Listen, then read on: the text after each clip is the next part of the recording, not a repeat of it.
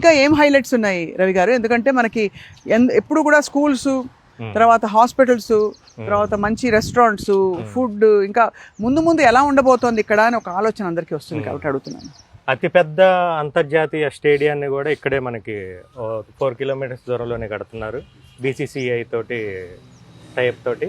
దాంతోపాటు sports university కూడా, AI university అని కావచ్చు, అలా రకరకాల 8 జోన్లుగా డివైడ్ చేసి మన ఈ ఫ్యూచర్ సిటీని డెవలప్ చేస్తున్నారు. కాబట్టి ఈ చుట్టుపక్కల ప్రాంతం అంతా కూడా ఒక 2-3 సంవత్సరాల్లోనే అసలు మనం ఊహించినంత విధంగా అభివృద్ధి చెందుతుంది.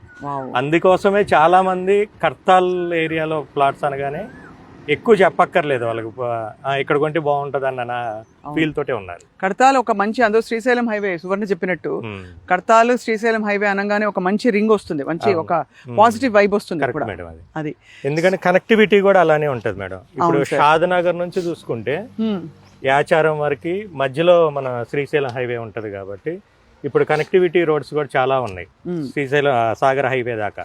ఇప్పుడు రాబోతున్న అమరావతి మీదుగా పోర్టు వరకు వెళ్ళే అమరావతి గ్రీన్ఫీల్డ్ ఎక్స్ప్రెస్ హైవే కూడా 4th సిటీ నుంచి వెళ్ళేది కూడా మనకి దగ్గరలో వెరీ నియర్ బై ఉన్నాం కాబట్టి, అంతకుముందు మనం అర్ధసాగర్ తక్కెలపల్లి గేట్ దగ్గర నుంచి వెళ్తుంది కాబట్టి కనెక్టివిటీ ఈజీ మేడం. ఎక్కడైతే రోడ్డు కనెక్టివిటీ బాగుంటుందో అక్కడ ఆటోమేటిక్ డెవలప్ అవుద్ది అన్న విషయం అందరికీ తెలిసిందే.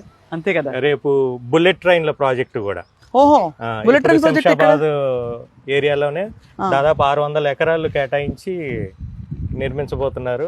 అన్ని డెవలప్మెంట్స్ గవర్నమెంట్ నుంచి ఎప్పుడైతే డెవలప్మెంట్ స్టార్ట్ అవుతాయో ఆ ఏరియా ఆటోమేటిక్గా డెవలప్ అవుద్ది.